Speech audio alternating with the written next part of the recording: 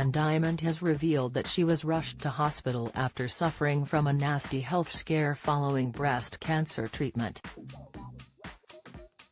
The TV legend, 69, was forced to take time off from her TV commitments after suffering from dangerously high blood pressure, which prompted the paramedics tending to her to turn white.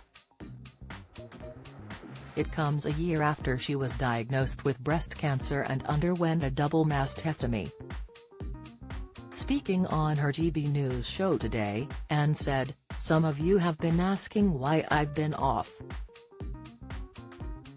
The reason I've been off was a lot to do with stonkingly high blood pressure.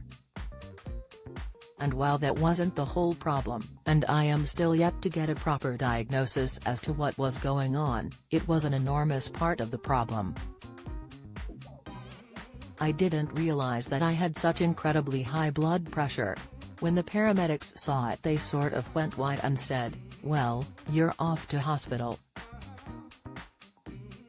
And that was that. It just made me think, because wherever you go nowadays, in the doctor's surgery or in a pharmacy, there's always a notice up about it.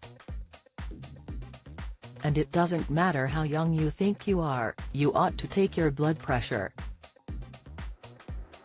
It's an easy thing to do and all the rest of it, but it's clearly an enormous thing too.